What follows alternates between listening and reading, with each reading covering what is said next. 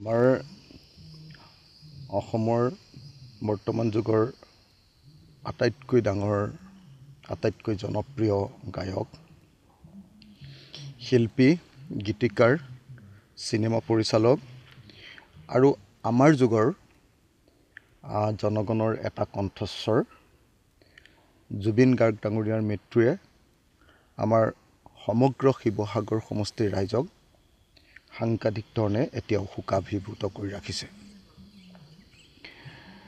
মোক শিৱসাগৰ সমষ্টিৰ ৰাইজ আৰু শিৱসাগৰৰ আমাৰ ৰাইজৰ দলৰ নেতৃবৰ্গ আৰু কৰ্মীসকলে জুবিন গাৰ্গৰ স্মৃতিত আমাৰ যুগৰ আটাইতকৈ ডাঙৰ কণ্ঠস্বৰ জুবিন গাৰ্গৰ স্মৃতিত কিছু পদক্ষেপ ল'বলৈ পৰামৰ্শ আগবঢ়াই আহিছে। সেই অনুসৰি আমি শিৱসাগৰত কেইবাটাও পদক্ষেপ গ্ৰহণ কৰাৰ কথা ঠিক কৰিছোঁ।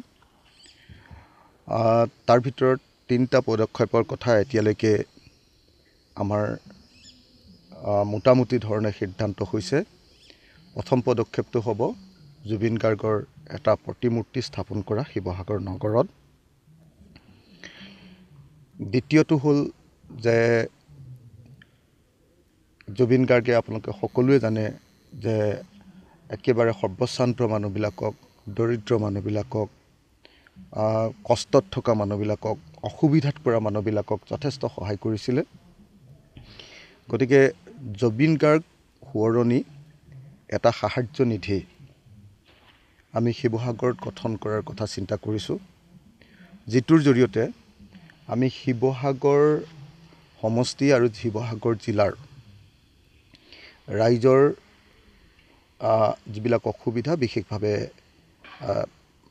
ছাত্ৰ ছাত্ৰীসকলৰ পঢ়াৰ অসুবিধা, মানে খুব প্ৰখৰ মেধাৱী ছাত্ৰ ছাত্ৰীসকলৰ পঢ়াৰ অসুবিধা আৰু ৰোগীয়া মানুহবিলাকক সাহাৰ্য দিবৰ কাৰণে এটা ফাণ্ড এটা পুঁজি এটা বা এটা তেনেকুৱা ধৰণৰ মানে একাউণ্ট এটা আমি তৈয়াৰ কৰাৰ কথা সিদ্ধান্ত লৈছোঁ। আৰু তৃতীয় বস্তুটো হ'ল যে জুবিন গাৰ্গৰ স্মৃতিত আমি হয় এটা ডাঙৰ ৰাজহুৱা আদ্যশ্ৰাদ্ধ, নহ'লে জুবিন গাৰ্গৰ স্মৃতিত এটা ডাঙৰ সাংস্কৃতিক অনুষ্ঠান এটা পাতিবৰ কাৰণে, সাংস্কৃতিক সমাৰোহ এটা পাতিবৰ কাৰণে পৰামৰ্শ আহিছে। এই 3টা পৰামৰ্শ এতিয়ালৈকে আমি বিবেচনা কৰি সিদ্ধান্তত উপনীত হৈছোঁ যে এই 3টা কাম আমি কৰিম। এটা হ'ল জুবিন গাৰ্গৰ কাৰণে শিৱসাগৰ নগৰত এটা প্ৰতিমূৰ্তি, জুবিন গাৰ্গৰ প্ৰতিমূৰ্তি। জুবিন গাৰ্গৰ স্মৃতিত আমি শিৱসাগৰৰ ৰাইজৰ কাৰণে, দুৰ্ভগীয়া মানুহখিনিৰ কাৰণে, দৰিদ্ৰপীড়িত মানুহখিনিৰ কাৰণে, ৰোগীয়া মানুহখিনিৰ কাৰণে আৰু মেধাৱী ছাত্ৰ ছাত্ৰীসকল কিন্তু আৰ্থিকভাৱে দুৰ্বল ছাত্ৰ ছাত্ৰীসকলৰ কাৰণে এটা পুঁজি গঠনৰ কাৰণে ফাণ্ড এটা তৈয়াৰ কৰাৰ কথা চিন্তা কৰিছোঁ, যিটোৰ জৰিয়তে আমি জুবিন গাৰ্গে যেনেকৈ সহায় কৰিছিলে মানুহক, তেনেকৈ যাতে সহায় কৰি থাকিব পাৰোঁ, সদায়ৰ কাৰণে যাতে সহায় কৰি থাকিব পাৰোঁ। আৰু তৃতীয় বস্তুটো হ'ল যে জুবিন গাৰ্গ সাংস্কৃতিক এটা সমাৰোহ, সাংস্কৃতিক সমাৰোহটো হ'ব পাৰে, নহ'লে ডাঙৰকৈ আদ্যশ্ৰাদ্ধ হ'ব পাৰে। এই 2টা মিলাই লৈ এতিয়ালৈকে সেইটো ফাইনেলাইজ কৰিব পৰা নাই, কিন্তু এই 3টা আইডিয়া আমাৰ শিৱসাগৰৰ ভোটাৰসকলে, নাগৰিকসকলে, যুৱকসকলে, বিশিষ্ট নাগৰিকসকলে মোক পৰামৰ্শ দিছে। আমাৰ দলেও সেইকেইটাত সন্মতি প্ৰকাশ কৰিছে, ৰাইজৰ দলেও।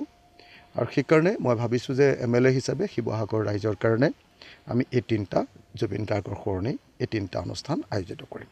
এটা দিৱস এটা পতাৰ কথা এটা চৰ্চা চলিছে ফেচবুকত, আপুনি কি ক'ব বিচাৰে জুবিন গাৰ্গ দিৱস?